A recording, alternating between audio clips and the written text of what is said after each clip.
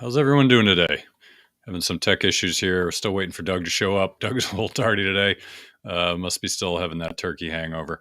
So, yeah, so today we're going to have a really interesting episode. We're going to be talking about energy and clean versus dirty energy, and it's going to be a pretty thorough episode. So, we're going to dive right in here, and hopefully Doug shows up in the near future. And if not, we'll just keep going. So, let's just dive right in here. So give me half a second. We'll get started.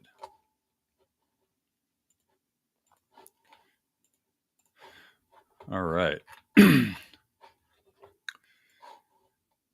Hello, Smart Money Tree podcast listeners. Welcome to this week's show. My name's Kirk Chisholm, and I'll be your host. So today we're having a really interesting topic. We're talking about clean versus dirty energy. Doug Hegren is going to join us in a few minutes. He's unfortunately running a little late, but we're just going to get started here. So let's dive right in. So this week, what we're going to be talking about is the big challenges with energy. Now, I want to start off kind of laying the groundwork here because I think it's really important to understand kind of what we're talking about to begin. I know, when you think about these issues, some issues tend to be a little contentious, this being one of them, right? People talk about the global warming or climate change. Some people say it's true, some people it isn't. But I wanted to get us all on the same page. So, here's Doug.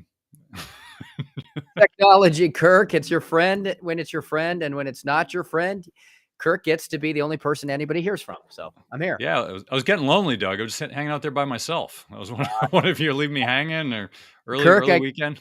Kirk, I got to teach you how to how to be content by yourself and in your alone time. It's good for you mentally. I can't, but of man. course, I can't. Of course, I grew know up you're in the not era. alone That's today. all we did. We were latchkey kids. I'm an Xer. I'm a Gen X. That's right. Latchkey. It's like you're home by yourself. You're like, all right, what am I going to do? I don't know. Figure it out. Exactly. Don't drink the turpentine and don't stick your finger in the socket. But otherwise, we all survived. Exactly. Of course, now we're having all these, never, I won't get into all the other problems we're facing. Good to talk to everybody today, and sorry to keep you waiting. And I'm sorry you had to just listen to Kirk alone. I know that can be a little frustrating, but we're here, but now we're going to balance it out. We're good now. All right. Well, let's get back to where we're going there. So what I was talking about was kind of setting the stage for having this conversation to begin with, because a lot of people are on either side. And quite frankly, I think we're all in the middle. We just don't realize it. So let's talk about kind of the bigger issues, right? So you have the global warming or climate change issue. And some people think it's true, some people it isn't. But I think we all believe the same thing. We all want a cleaner planet. Nobody wants a dirty planet, right? We're all on the same page there. I don't care what side of the issue you're on, right? And whether you're pro or con global warming, doesn't matter. We all want a cleaner planet. We all want a planet that's going to last for future generations. So we all agree on the problem. What we don't agree on is the solution. And I think that is the part that we need to realize, that that's where we're on different sides. Is the problem is acknowledged, the solution is not. Some people say we should, reduce carbon emissions. Some people think this.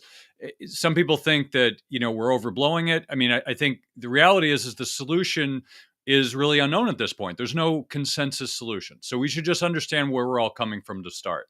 Now, I think we do need to also be empathetic for people on the other side, right? Like we think about politics and, we all agree that there are certain issues out there that need to be solved.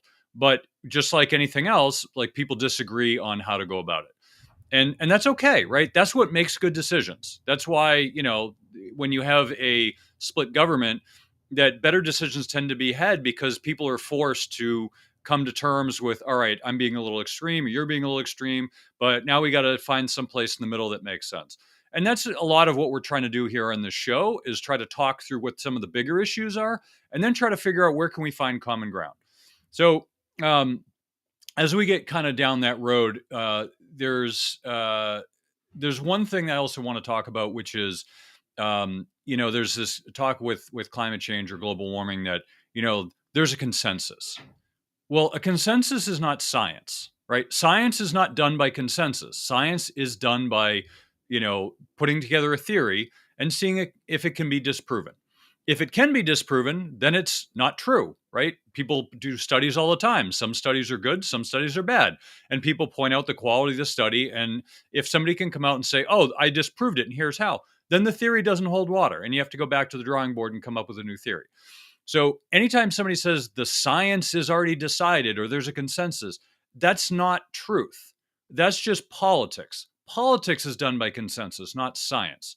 So I also want to clear that because I think a lot of people get stuck on that and they say, well, I'm backed by science. Like I've heard a lot of politicians talking about it. The scientists are a different matter altogether, and I don't want to go down that rabbit hole because we'll be here for days talking about that science. But I do want to kind of address the bigger picture issues so we can kind of get into nitty gritty. And also, before we bring Doug on, I also want to bring up what are the big questions to ask. Okay. So this gets into the, which side are you on? This is where we're trying to draw a line in the middle. So the first question you have to ask about the energy issue, and I'll say the energy issue because the energy issue is quite broad and it's not about the global, it's not about warming the planet. It's much broader than that. So what is the problem? This is the first question you have to ask. What is the problem? The next question is it a problem? Right? Like some people they don't stop to think, well, is this actually a problem? Like sometimes the answer is, I don't know, right? Is it a problem? Are we causing it? That's another question, right? We have to address, like, is this a problem that we are actually causing, right? Can we do anything about it? Should we do anything about it? And I know people object to that, but that is a rational question to ask. Should we do anything about it, right? And then would a solution possibly make things worse? Right? There's always, in any sort of economic discussion, there's always give and take, right? If I'm doing this, if I'm putting more in here, I'm putting less in there. So is the solution worse than the initial problem? And then if we do something about it, are we exchanging or giving up? What are we giving up for that solution? So, a lot of times, I'll give you an example for this, and I'm not making judgment calls here. I'm just laying out kind of the framework so we can have this conversation here. Now, let's just say we all decide that, climate change or global warming is the most important issue in the world, right? Let's just say we decide that.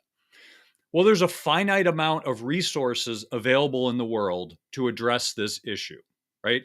So if the resources are balanced between thousands and thousands of issues, let's say if we decide that in 10 years, the world is going to end if we don't do something.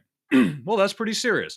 So maybe we decide to take a lot more resources on this, but all that means is there are fewer resources on other things. So maybe we decide that poverty or, starvation are not as important, right? Maybe saving the world is more important. And I'm not judging. I'm just saying, let's pick an issue. We decide that this is less of an issue, so we're going to take resources from this and put into this. So there's always a balance, right? We don't live in a binary world where climate change or global warming is the only issue.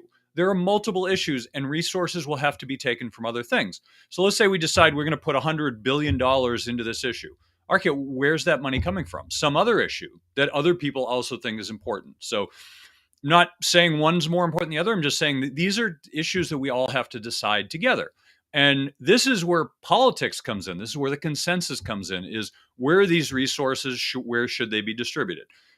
That's where politics come in. Science is about whether something's real or not, and politics is about how we address it. So just wanted to kind of lay that framework before we begin. Now, I do want to talk about what the biggest trends are. So, Doug, before I kind of get in, because I'm just going to go on a rant here, kind of what are your thoughts so far and kind of what we laid out in this framework? Well, I mean, I'm good. Kirk, I think you've done it. I'm done.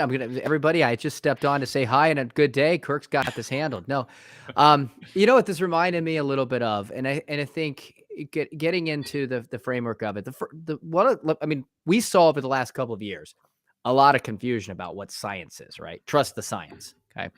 The irony is that science is based off of distrust of the science.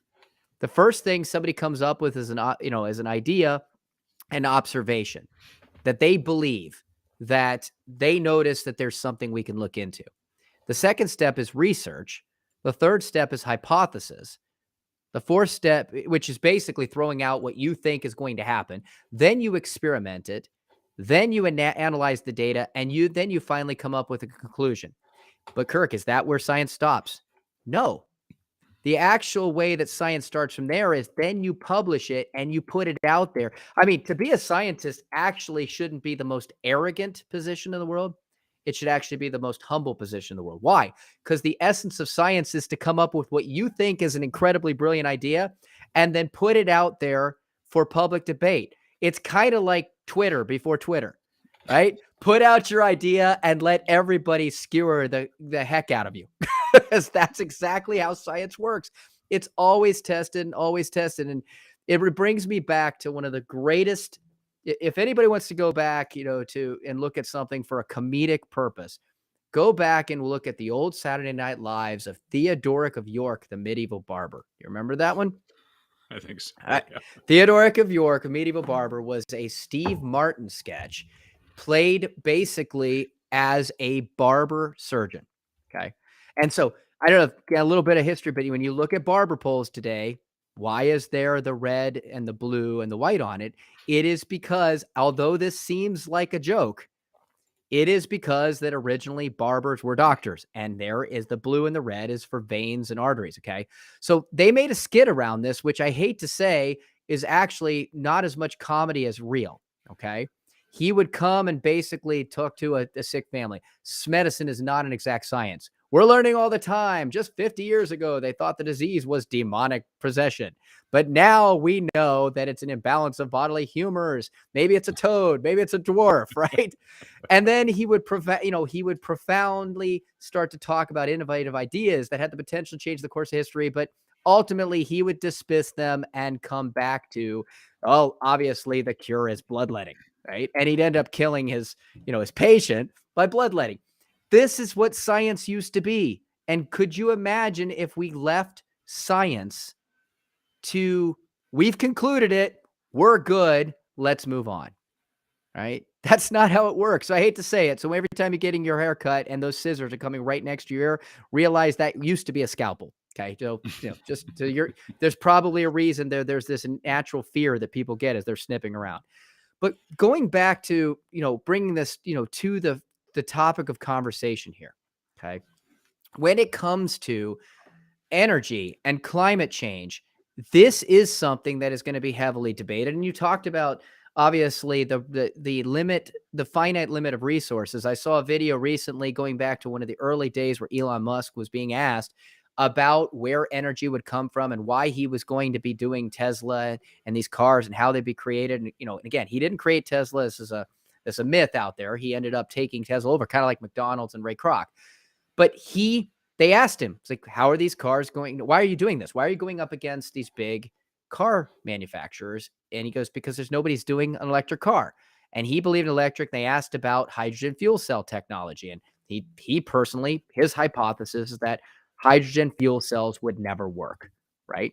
And here we are. I mean, I know companies were investing tons of money in hydrogen fuel cells going back to a decade ago. There's still people working on it, but we have not seen that be able to be scaled at any level of economic value.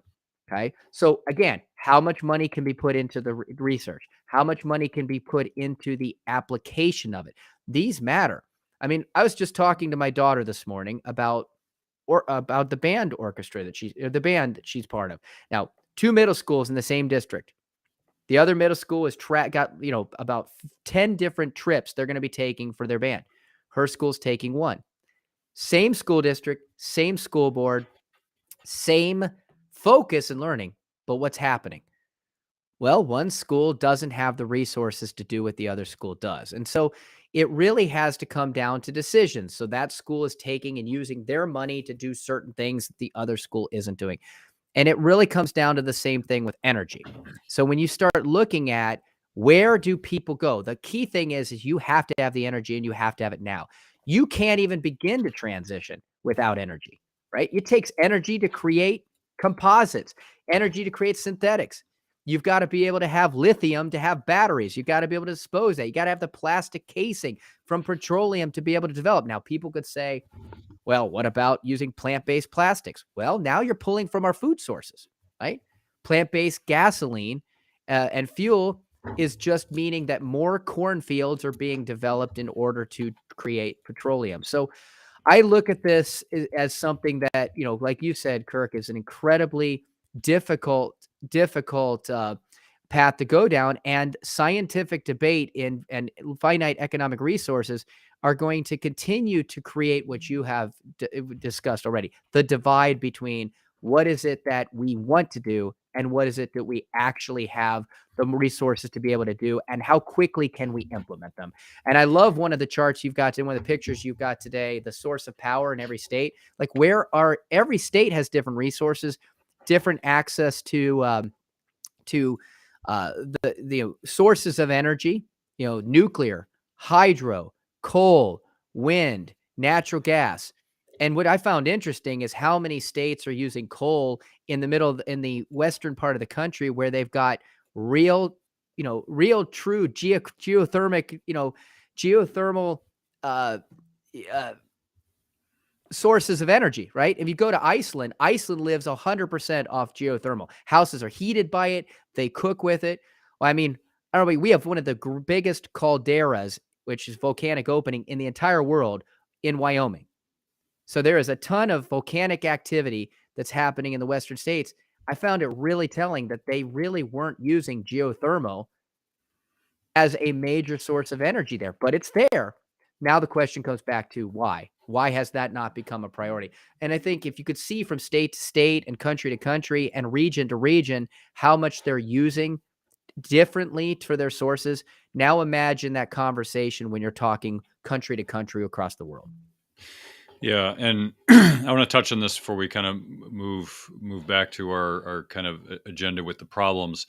Is I thought this was a great chart, a great graph of or picture of the U.S. in each state.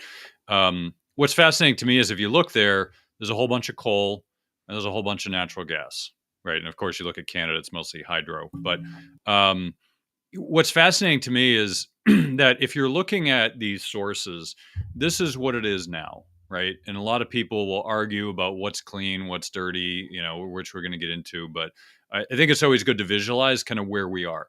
So I want to kind of start the conversation with where are we now? Okay. So where are we now from an energy perspective? Well, where we are now is an enormous amount of our load power, right? Base load power. So there's a difference between peak power and base load power. Then, of course, there's other transportation energies too, right? Like you don't use wind to power your car, right? Unless you're on a sailboat. So you have to acknowledge the fact that there are certain limitations to our existing technology. Rightly or wrongly, you could disagree with the existing technology, but that's not relevant. What's relevant is what is it today? We have to acknowledge reality. The reality is we use gas to power our cars. We use, depending on where you live, coal or natural gas to power your electricity in your home. And there's certain things that are just the way they are. It doesn't mean they always have to be that way, right? We could say we want to have cleaner, renewable energy on our planet, which is it's a laudable goal, right? We should all acknowledge the fact that we would love to have a less of an impact on this planet, right? And I just saw a chart last night, which was hilarious. That you could take the total population of the planet and put it into a space like New York, and it would take up 1% of the planet's space. Of the livable space, not the ocean, the livable space. So everyone in the planet could live in Alaska if they were living in a place like New York, if Alaska was New York. So I think it's interesting just to put things into perspective, because I think one of the things that we don't get is a lot of perspective. We get a lot of comments and claims like, oh, wow, if this happens, then the world's going to end. And if this happens, everyone's going to die. And I think that type of comment is not helpful to move forward the technology. Now, where we are, so there's an aspect here which I don't particularly like, but I understand why it's happening. Now, what is happening is there's a lot of pressure, especially from wealthy people, wealthy institutions, from kind of the more green agenda, that we need to scare the pants out of everybody to get people to move. Because this is not the first time we've had a trend in the direction of cleaner planet, cleaner energy, and all that. It's happened decades ago, and it didn't go anywhere. And I think what happened was people sat down and said, well, why didn't people do anything? Well, they weren't scared. Why do people make changes? Because of fear. We all know fear drives action. So I think to me, it appears as if there's a huge amount of fear propelling people that the world is going to end if we don't do anything. And the world's not going to end if we don't do anything. But that is the fear that's being propagated. So there's a whole generation of kids who believe the world's going to end in 10 years if we don't do anything. And that's going to change the way they think about everything. Well, why should I do anything if the world's going to end in 10 years? Why should I care about a damn thing? Why should I do my homework? So I think there's a balance that has to be found. I think we all acknowledge that it's better to go in the direction of a cleaner planet, but it's always a question of how you're going to do it. Now, currently, we have a lot of dirty energy that is powering our infrastructure. Now, in a bull market like we've had for the last 14 years since 2000, well, 13, since 2009, we've had a pretty much a bull market to 2000 and no, it's 12 years to 2021. So we had a bull market, that one of the longest bull markets that we've had. And what a bull market does is this: it allows, if you think about it this way, in a bull market, it allows companies and ventures that are not otherwise profitable to do to skate by, right? You think of all these companies that are junk, that are barely getting by, but hey, if I can borrow at 3%, even though I'm not making a profit, never have in my company, but I can borrow at 3%, I can extend this non-profitability out another 10 years or 20 years. That's not really a recipe for success. It's a recipe for survival. So, if you think about it in that lens, in a growth, in a bull market, people have extra money and they say, hey, I've got extra money. I want to clean the planet. I want to do good for the world because I have more than I need. Great. That's awesome. Good for you. And so clean energy tends to do well in bull markets because even though it's not as profitable, and before some of you argue whether there's profitable or not, just acknowledge the fact that you needed uh, carbon credits, or you needed tax credits to make solar panels on your house affordable, because otherwise you'd never put solar panels in your house without those tax credits. So the fact was, it was not affordable in terms of like a balance of, am I going to use clean energy or dirty energy? So it didn't make sense to pursue clean energy because it was too expensive. So the point was, is in a bull market, you can get away with that because the government says, well, we get extra money. Let's do some tax credits and let's make it reasonable. Okay. And then it allowed technology to progress. It allowed the cost to go down. So then people are like, well, no, we don't really need the credits. Well, you do, but it's getting close. So I can make that discrepancy. However, dirty energy is still cheap, right? You got coal and natural gas. Well, natural gas is not really necessarily dirty, but it's hydrocarbons. So, coal is still cheap, and natural gas kind of fits in this clean slash dirty category. It's clean, but it's hydrocarbons, which people don't like. Um, it's still cheap, and that's still going to be the primary source of energy, because when you go into a bear market, and this is true. This has always been true, right? In a bull market, certain things do well. In a bear market, other things do well. You know what does well in a bear market? Dirty energy, alcohol, tobacco. Sin stocks, gambling. Those do well in a bear market, and that's always been the case because they're reliable. People need them. People need to eat. They need to. They don't need to drink, but they do. People feel like they need to smoke. So all those things do well, whereas some of these high flying tech companies with no profit don't do well. So the best environments for a clean energy environment is a bull market. And, I think we've seen this year, we're not in a bull market anymore. And you could argue that point, but I'll say we're not in a bull market anymore. And you're just going to have to deal with my sentiments. And I think we're in a bear market, and we probably will be for quite some time. So if you take that acknowledgement, you have to realize the fact that we're not going to be putting the same amount of resources into clean energy because people need to make a profit. They need to put food on the table. So that trend is going to not reverse, but it's going to, let's just say, sit in the sidelines for a little while until the next bull market. Now, Doug talked about finite resources. We have a world where there's a finite amount of resources, and we're all fighting for them. If you think about all the wars that have happened, they've been over resources. It's not over who has the best view of the mountain. It's, hey, you've got more resources than I do, so I want your resources. And it's easier for me to, kill a bunch of your people and take them than it is for me to mine them myself. So a lot of wars are fought over resources. You could make an argument whether Russia and Ukraine war is over resources, but I would argue ultimately it is, because you've got these enormous energy producers and in Ukraine food producers that are now fighting each other, and the resources aren't flowing to the way they need to, which means higher prices. So a lot of the challenges that face us in the years ahead are going to be over resources, energy being a main one. Who gets to control them and how much is left? And at some point, the non renewable resources are going to run out, and then we're going to be stuck. Now, I will say this in terms of trends. Back in, I think it was 2005, 2006, there was a big theme of going on of we're going to run out. We're going to run out of energy. We're going to run out of oil. We're going to run out of gas. We're going to run out, and then we're screwed. And so energy prices went through the roof. I mean, gas, coal, natural gas, all of it. It went through the roof. You go back and look at the price charts. I don't have them in front of me, but they just went through the roof because people assume that we're going to run out. Well, what happened? Well, I'll tell you what happened. They discovered fracking. I don't know if they discovered it, they rediscovered fracking. And a guy went out there and fracked an oil field and discovered that, hey, I'm getting a lot more oil and gas out of this field. And now all of a sudden we have the large, we went from, we're not going to have enough to, we're one of the largest, we're, I think, the largest producer of natural gas in the world. And we're one of the largest producers of oil if we were able to pull it out of the ground.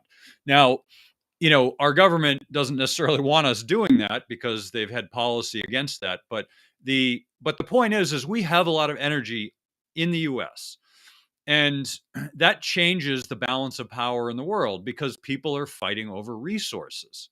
So if you understand these major themes and big trends going on, it makes it much easier to understand these small skirmishes. And I don't mean to minimize the Ukraine war as a small skirmish, but it's a small skirmish. We're not having a World War III at the moment, or some people could say we're starting it, but currently we don't have World War III, so it's a skirmish, right? It's a small battle that hopefully will not turn into a big war. But all of these themes come together as to understanding where energy is going to go. So the theme that you need to understand is energy demand is not going to decline. It's only going to increase. And the battles or skirmishes over that energy are also going to increase. So what are your thoughts, Doug, before we kind of get into some more of these points?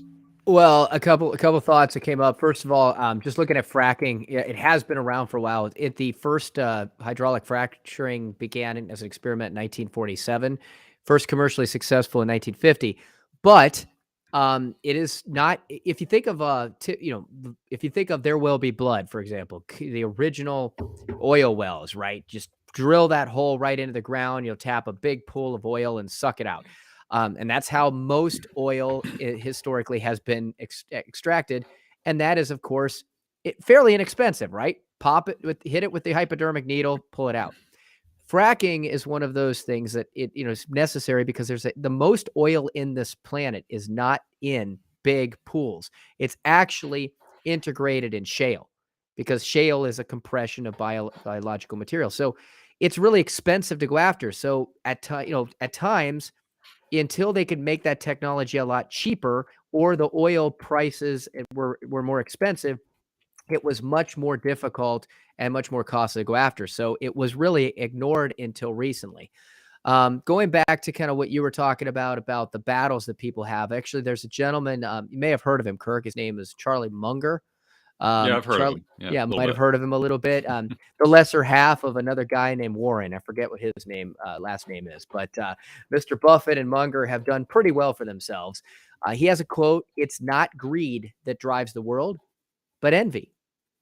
So if you take a look at what people or what really pushes our world forward, it's not that people want more; it's that they want more of what somebody else has. Okay. And that is a tremendous, and there's always going to be someone that has more than you. Even to this day, with Elon Musk as the wealthiest person in the world, he's not arguably the wealthiest person in history. And eventually he won't be the wealthiest person on the planet. Somebody will overtake him. But, people that go to battle, Putin wanted something from Ukraine. It wasn't greed. It was envy about stuff that they had. It was frustration about something they had. Now, I'm not going to get into the politics of exactly what, but most conflicts are because I want what you want have and I want it for myself. So, where we have what's driving green energy versus dirty energy, we'll just use it for the sake of the show. You can argue what you want about those definitions. It is envy. They want something the other side has, whether that's power, whether that's control, whether that's the energy for the power. It's whether that's, being able to take over market size, because there is a business in green energy, right, Kirk? Would you say Yep. that there's money to be made? Lots of money to be made. Is it efficient money? Well, that remains to be seen. And I think that's just like you talked about. When there's easy money, then it's easy to go after technologies that are not profitable and use that as a way to create something that wasn't there before. Okay. But now, when things get more expensive and it gets harder to tap that ground, or it gets more expensive to borrow money to create these new things, and you can't just, I mean, what do we don't want the world to end, right, Kirk? That's, I think I everybody don't. would agree. Everybody would I'd like agree. to wake up tomorrow.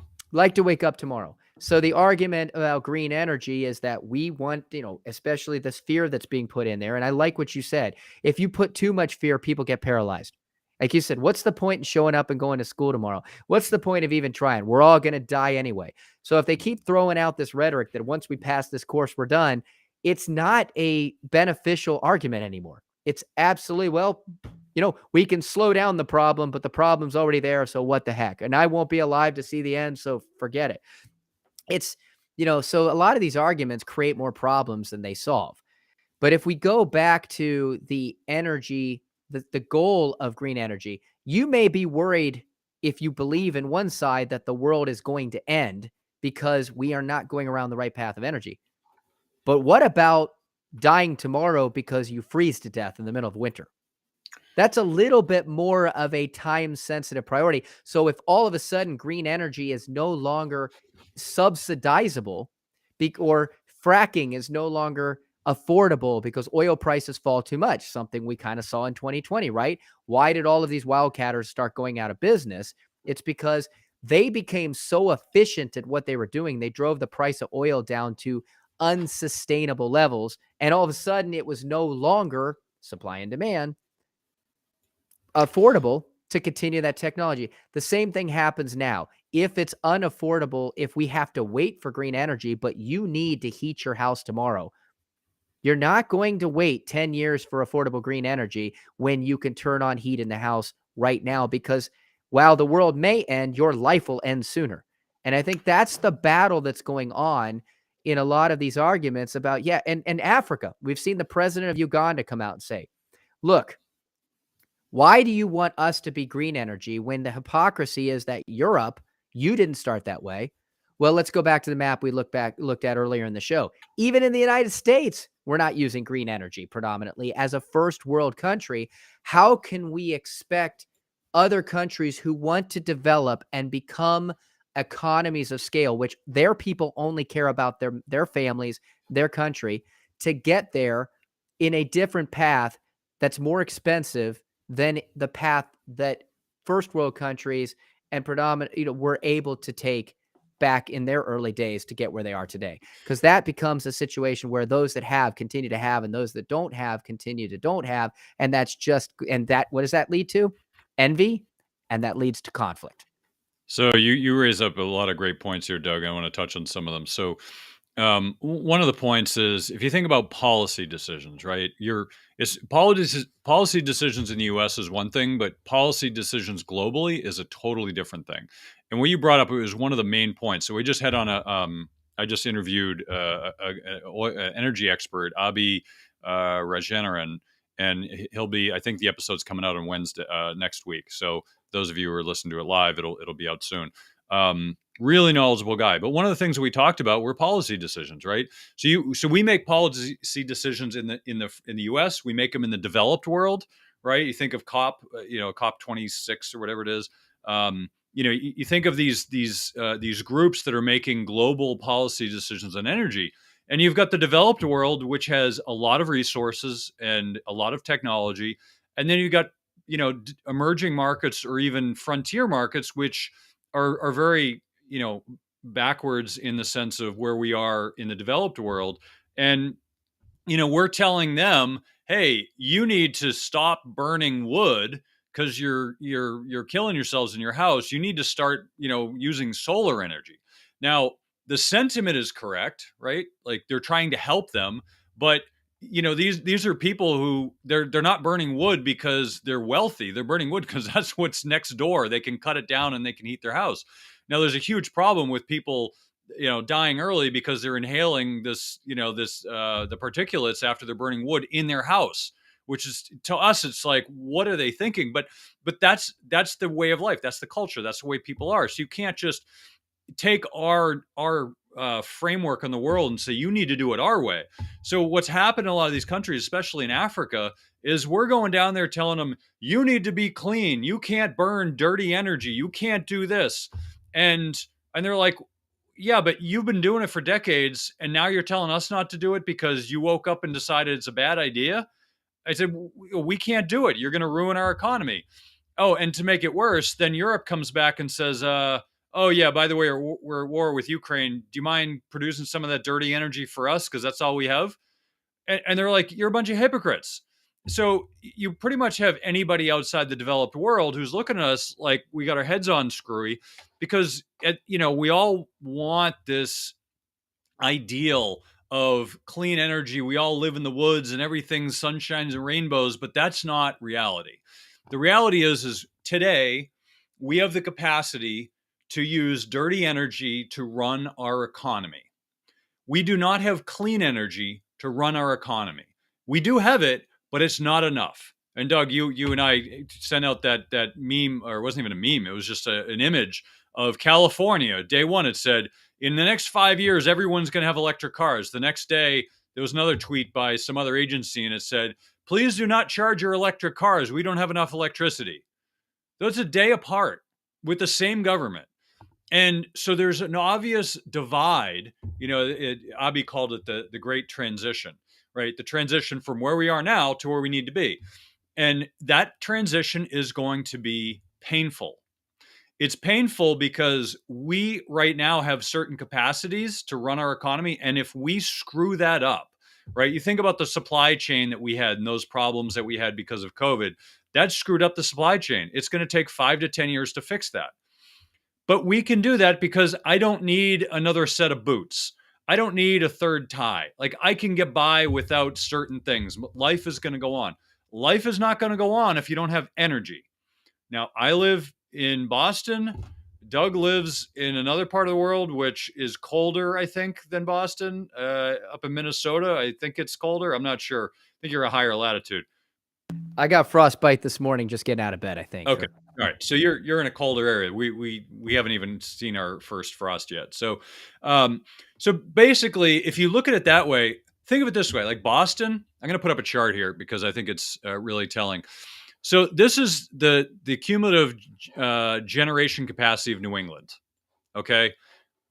Look at the chart. The light blue, which takes up 90% of the chart, that's natural gas. Boston's infrastructure runs on natural gas. Next is wind. We don't have a lot of wind production here. I don't know where that comes from, probably another state. Then oil, then nuclear, biomass, fuel cell, hydro, and solar. Solar's down at the bottom. So I point this out just to show that natural gas is an enormous amount of our needs to generate electricity. Now, there's some people who have come out and made a claim that Boston is going to run out of natural gas this winter and that we're going to all freeze. There's going to be a blackout of energy and people are going to freeze. Well, when you have 90% of your electric capacity based on natural gas, and then you have a Russia-Ukraine battle, and all the natural gas is going to Europe so that they don't freeze. Oh, and by the way, we have a huge amount of natural gas in this country, but our politics say, yeah, we're going to stop that because natural gas is bad. We don't want you to frack that because it's bad. And that's all based on a documentary, which is proven to not even be true.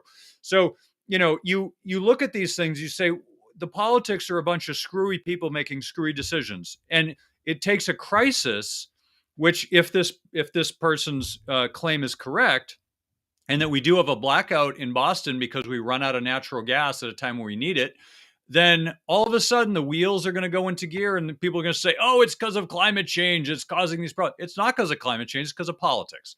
Politicians making stupid decisions to try to produce, their own outcome, which to me just means these people ought to be, drawn and quartered in the streets because they're putting politics ahead of people's lives. Now, what I wanted to get to with some of Doug's comments with the impact of policy decisions is this. It's all really well and good to want a cleaner planet and to green the planet and to use clean energy. I'm all for that, but not for the sake of the short term and for practical uses. Because what that means is the policy decisions that are in place now are deliberately in place to make dirty energy more expensive than clean energy. It's not to reduce the price of clean energy, it's to make dirty more expensive. Think about the absurdity of that statement, right? It's like saying you're going to the gas station, you're like, I don't really like that guy, but he's got the cheapest gas. And it's like, well, I could talk to the neighbor and say, hey, why don't you reduce your gas? But like, no, I'm going to go blow up his pump so it's more expensive. Like, I mean, just the absurdity behind the decision. That's not how economics work. If you want to compete, you do it cheaper. The reason it's cheap is because it's established, because we have the infrastructure, because of so many reasons. Eventually, clean energy will get cheap enough. And actually, we do have a lot of clean energy that's cheap enough. Natural gas is a clean energy and it's cheap. It's probably the cheapest and most abundant and energy. And it also has the best infrastructure. It's the most stable. So nuclear is another one which I've been talking about a lot. We don't have the same infrastructure. It takes 10 to 20 years to put together a plant. There's a lot of issues there, but natural gas is here today. And then you Kirk. have hold on. You have politicians out there saying that natural gas is a bad thing and we need to stop it because it's ruining the environment. And that's what that does is that creates a problem. Here's the problem. Poor people aren't going to make more money. So if you're trying to increase the cost of electricity and energy, then you have to give poor people more money because they're not going to have enough money to heat their homes and to drive their car because you're trying to make it more expensive. So you're caught. It's they call it the law of unintended consequences. So you're trying to green the planet against the free market, and it causes poor people to run out of money and freeze to death. So if you really want to get mad, the poor people are the ones that should get mad because they're the ones that are going to get stuck with this. And people are going to be complaining and having torches and pitchforks in the street, and the politicians going to say, hey, we didn't do it. And it's going to be exactly them. They're the ones that cause it. So go ahead, Doug. Sorry. No, that's okay. I just wanted to kind of add on. What's interesting, if we go back to one of the first maps we looked at, the number one source of energy in each state, and you mentioned natural gas in Massachusetts, also Rhode Island, Connecticut, New York, New Jersey, Delaware, District of Columbia, all use natural gas, Virginia, natural gas. Maryland, interestingly enough, nuclear, New Hampshire, nuclear, Maine is hydro. But what was interesting is not on either of the maps that we looked at, and this comes from the United States Energy Information Administration, the EIA. What isn't listed there is because we're talking about energy that's probably burned or how they're creating electrical energy, right? And we need electricity to run the things, but electricity can run your heat. Electricity can run your power, your turbines, your lights, all that stuff.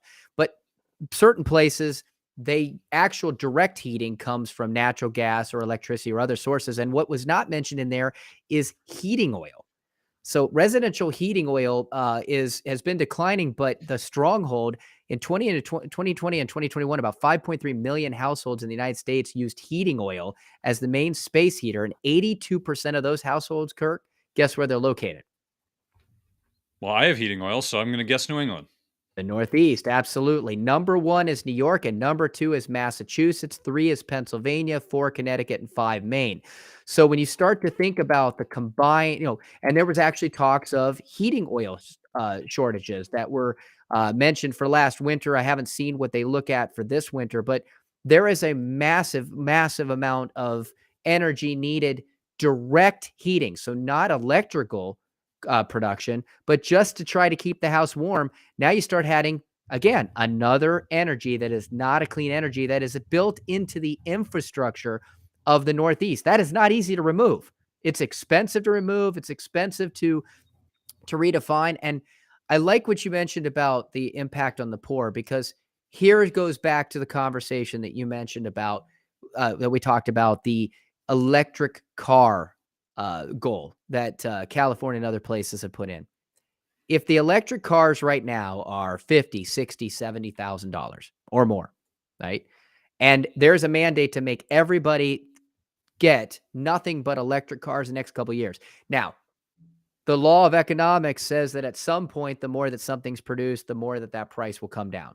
Now, that's straight, that's straight capitalism, but that, commoditization, but that is not how things really work. It can take decades for those prices to come down, because it doesn't mean that all the costs that go into developing it are coming down. So what you're basically saying is that after a couple years from now, anybody that needs transportation, and outside of where you live, Kirk, people need transportation. Public transportation is atrocious in most parts of the country. Okay. They're, again, another subsidized thing they're trying to put in. Light rails are going into these major cities. Nobody lives near the light rails. Okay. So that's a problem, because then you got to get to the light rail. So they build big parking lots that you can drive to get on the light rail. Well, here's the thing. Your car breaks down. You need a new car, and you're making 15, 20 an hour, maybe $50,000 a year or less. How are you going to afford a $50,000 electric car? Okay. So you're going to go out there and you're going to try to buy the cheapest car you can. And that, because people don't think about the long-term cost. People like to talk about, well, that electric car, I'll never have to buy gas again. But you buy gas based on monthly paychecks. And yes, you get squeezed when it is $100 a tank.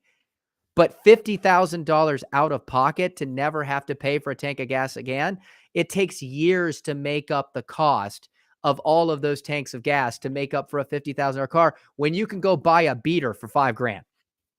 Okay. So it's, again, the law of unintended consequences. The majority of people in America make less than the top 50% of earners in America, and they can't survive a rapid transition. Now you go to places in the world like Africa, if you've ever seen third world countries, a lot of them have the cars the flooded cars from our hurricanes. Guess where they go? South America, Africa. These are cars we won't touch, but to them, it's transportation, and they don't care how dirty it is. They have to make it work and get from point A to point B for their economy to survive. And they are not going to be thinking, wow, can't wait to fix this problem in 15, 20 years. Yeah, so let's kind of go through some of the energies and talk about the big transition, because I know we got some limited time here. So, if you think about the different types of energy, right, and they have different usages. Mainly, the energy is used for transportation, industry or manufacturing, or building use. Right, those are the main sources of energy that we use. Right, building use includes like electricity, heating, things like that. So those are the main uses. But really, you've got a few different types. You've got coal, which is cheap but dirty, right? And people don't like it, but it's cheap and affordable. It also is really good for baseload power, because we've got a ton of it. Gas, natural gas, is cheap, it's clean, and it's stable. So you can pipe gas into your house, and there's a stable infrastructure there. And it's probably the cheapest and the most abundant energy source we have in this country. Then there's nuclear, which is cheap and it's clean and it's load power, but it's got this negative stigma attached to it, which is unfair, because the negative stigma came from decades ago when technology's advanced. It's like saying those cars, they'll still fall apart on you. Those horses. They'll. Oh wait, we're not driving horses anymore. Okay, it's nuclear we had a guest on the show a few years ago who was one of the experts in nuclear. He's talking about Gen 4 and how so far advanced it was from Gen 1. And it's actually a big problem, because people are trying to take nuclear plants offline at the exact wrong time to do that, which we'll get to if we have time. Then there's wind, which is also pretty cheap, but it's not scalable. Look around here. We have our I call them limousine liberals. People that are out screaming in the streets about clean energy, and then you try to put a wind farm in Nantucket, and they're like, no, no, no, no, no, no, no, that's going to ruin my view. We can't put that here. We'll put that somewhere else. These I call them limousine liberals. John Kerry is a famous limousine liberal around here. It's all good for other people, but not in our back, or not in my backyard liberals, as I call them. So wind is cheap. It's not scalable. It requires a huge amount of space, and it's not load power because it relies on wind, and the wind doesn't blow every day. Solar, same thing, but solar is expensive. It takes up a ton of space. It relies on the sun, and it's not load power. So solar, while it's getting cheaper and there's a lot of benefits to solar, we're not there. We're not even close to where we need to be for solar to really kind of take us where it needs to be. Plus, you got the fact that it takes up all this space for solar panels. So you're just going to have a ton of extra panels around, and that's a problem in itself. Then you got geothermal, which is actually one of my favorite clean energies. The problem is you really have to be near the Earth's crust where it's thinnest. So you have to be near these near the tectonic plate zones. Like Japan's on one, they could do really well with geothermal. Iceland, you mentioned earlier, geothermal is good there. But you can't just put it in like the middle of Arkansas. Like it's not going to work because you'd have to drill too deeply to make it work. So it's really good. It's cheap, but the technology is not great. It's the tech's. There's not a lot of interest in it. The tech's kind of questionable. But it's one of those things where I feel like there's so much potential there. If they could do it right, geothermal would really make a good impact. And it's renewable. It's clean. It's cheap. So that's something I like personally, but nobody seems interested in that. And I can see why. It's hard to scale that. And then biomass, but biomass isn't scalable. You got to, you could look at it. It's one of the smallest amounts of renewable resources we have in energy is biomass. So while it's interesting in of itself, I also think it's not really a scalable source. It's nice in your house, but otherwise not great.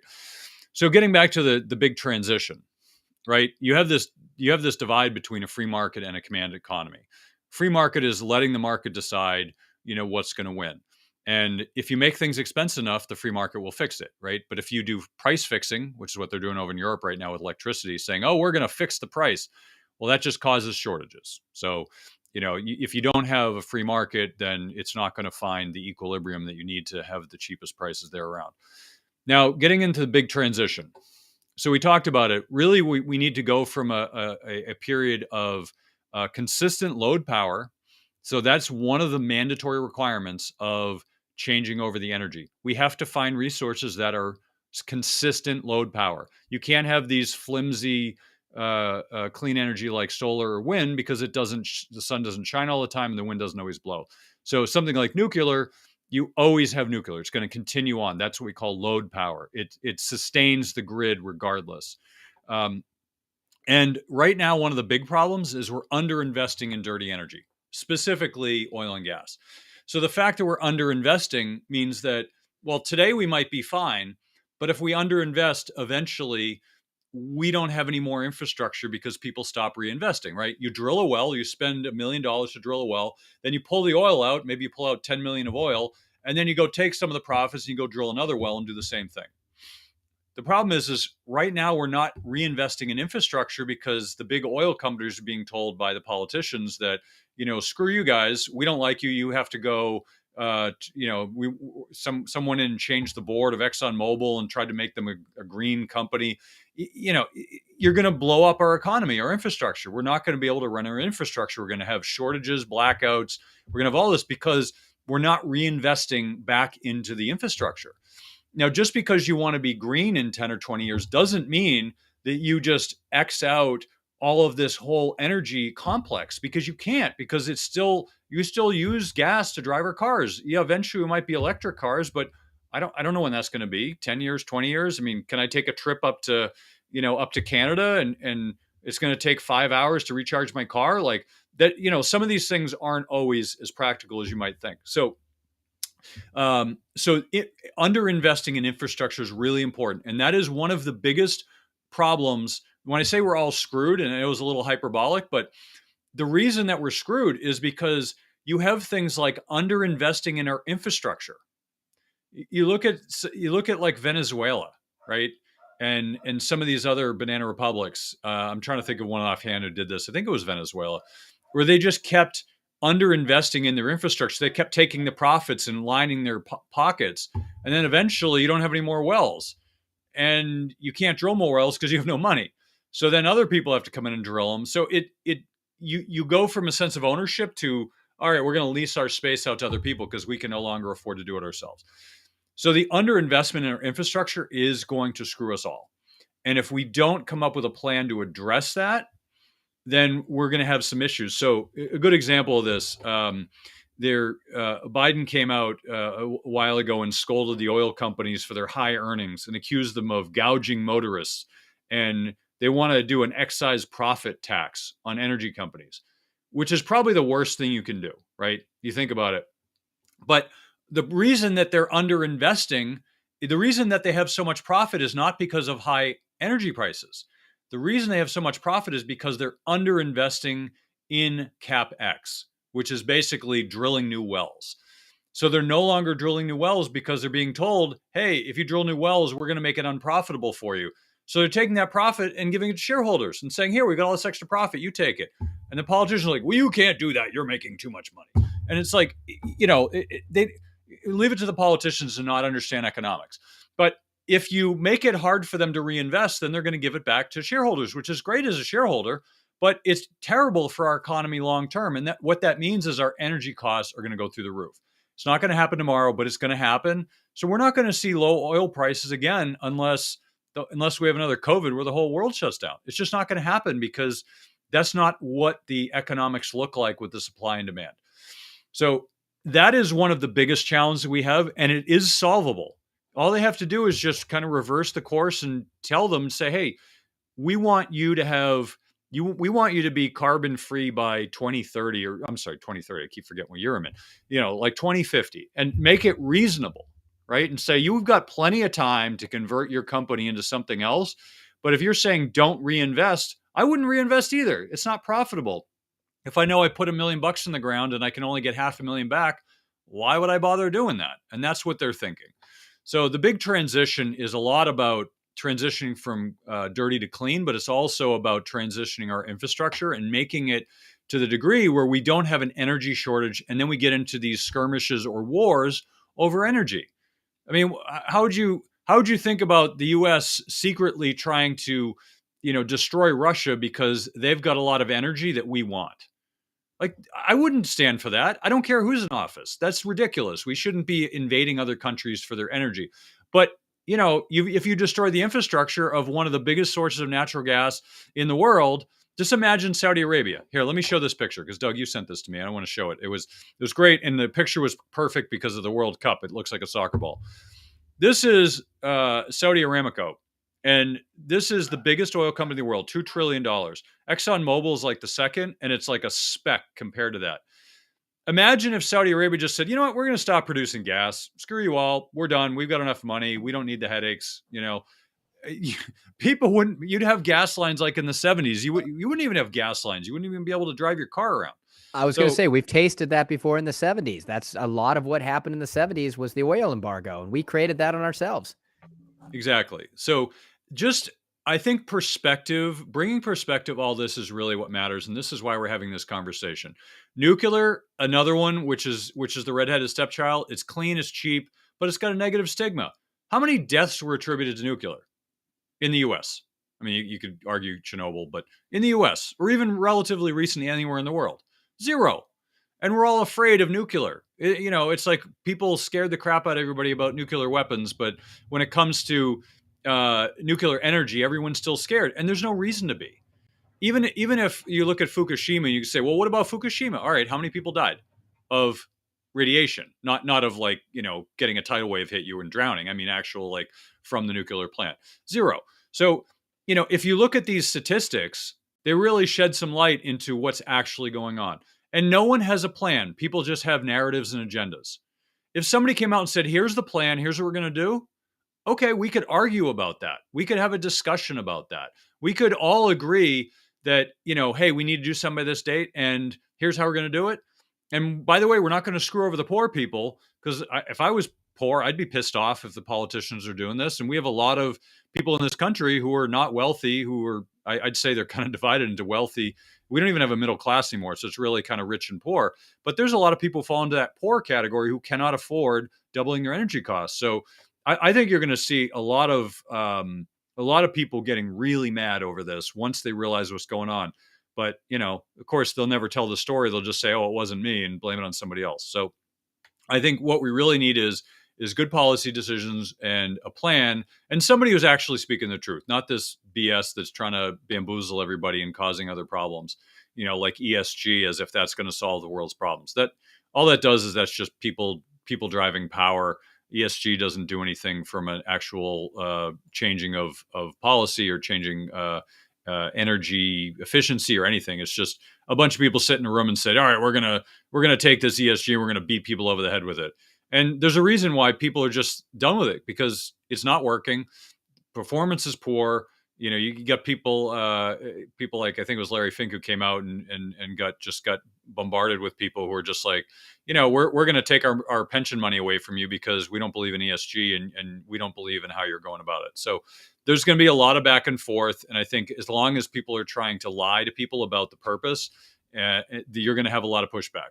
If you can have an honest discussion about it, I think you'll get a lot further, because I think people are just drawing lines in the sand, and it's not going to help. So, what are some final thoughts here for you, Doug, as we wrap up here in the interest of time? Well, I got a good comment that came in. You actually mentioned not in my backyard, and we had a comment from John who talked about, it's not only expensive to change technology, but the issue comes down to that people that want that technology all want to make sure, many of them want to make sure that that technology is implemented, but not where they live, right? Well, the more places we live, the less places there is to implement that technology. So you start looking at pipelines and windmills and nuclear energy and all of these things that people say they want. But then you look at, well, where can we place it? Right? Well, I don't want it here. So I hate to say it, it is either going to be finding places that are currently untapped natural areas that you're now going to, cut down to put it, which is going to make a lot of people unhappy, or you're going to put it in areas of low economic value, which unfortunately affects the poor again. And so it limits, it's a supply and demand issue. We really have a demand for it, but we don't have a supply of places to even put the technology, even if it's affordable. And just kind of tend to take things a little bit on a kind of a lighter scope there, Kirk. I did want to say, you mentioned something about going back to the horses, and I thought it was kind of fun.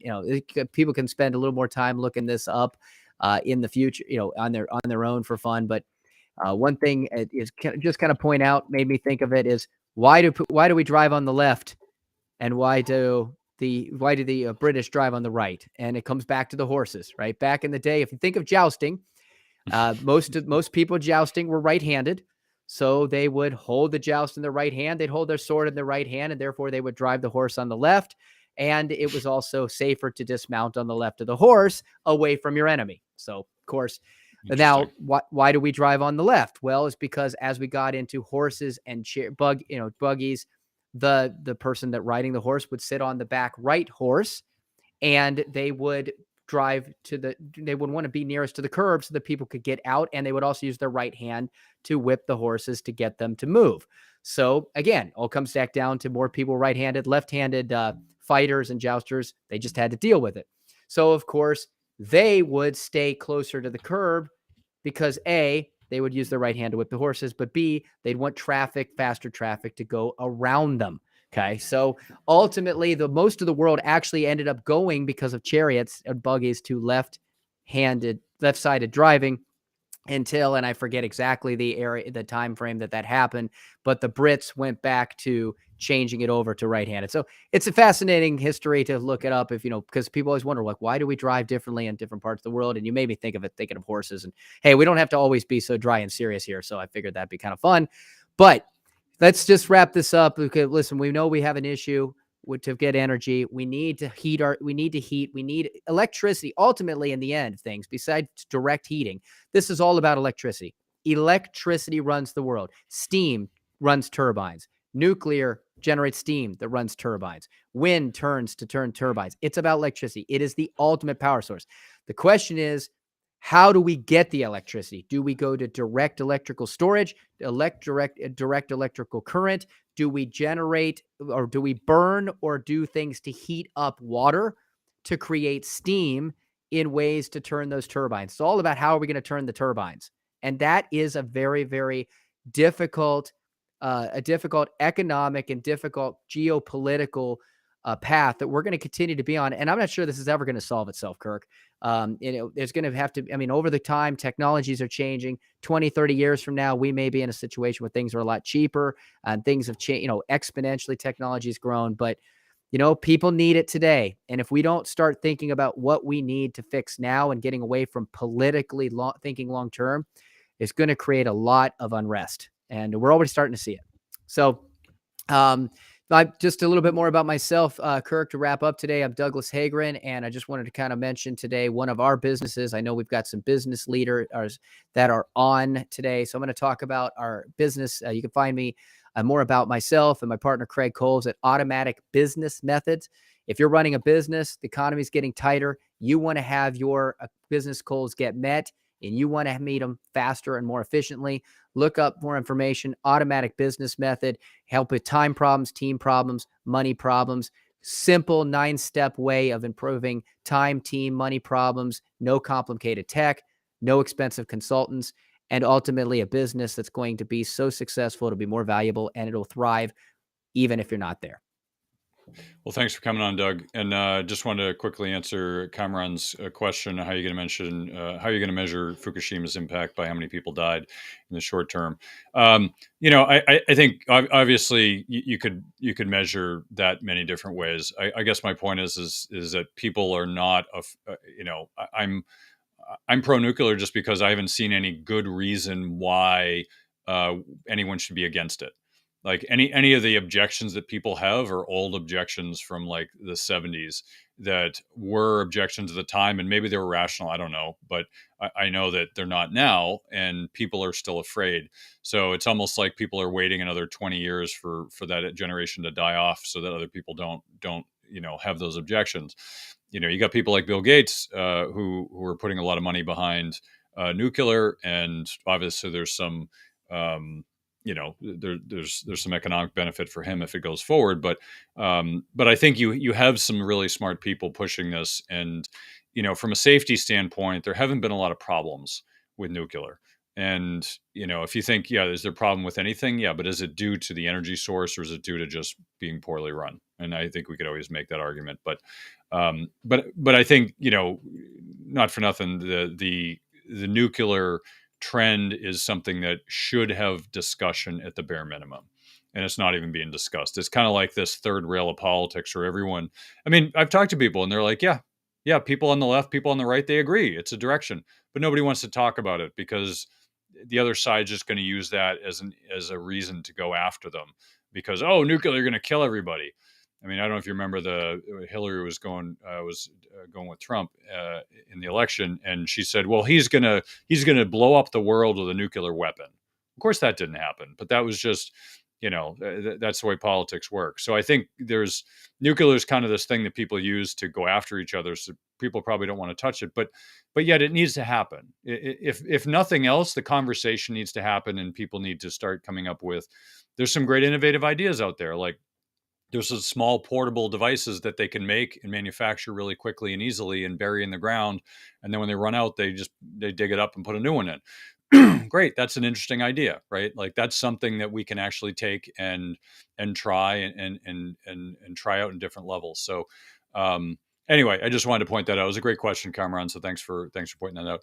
So anyway, but that's the show this week. Thank you again for joining us in Money Tree Investing Podcast. My name is Kirk Chisholm, wealth manager of Innovative Advisor Group. We don't just manage your wealth, we make your life better. You can find more about me at innovativewealth.com. And of course, you can find me every week here on the show. Please remember to subscribe to the podcast on the podcast app of your choice. You can also check out the show at moneytreepodcast.com. On the website, you'll have access to our show notes, resources, and archive shows. Also, we're now on YouTube, so please check out our YouTube channel. When you're there, please subscribe and leave a comment. Lastly, please leave a show rating and comment on the podcast app of your choice. Oh, and don't forget, do your own research.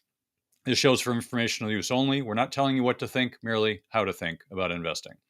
We're not selling you any products or services, and do not consider this advice. If you have any problems with the show, I blame Putin, so please call him directly and express your feelings. If you're seeking financial advice, talk to an oracle or a fortune teller, or maybe just a licensed financial advisor. I'm one, but as I said earlier, I'm not selling anything. But I'm easy to find.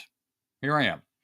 Have a great week ahead, and remember, no one will care about your money like you do. So invest in your life.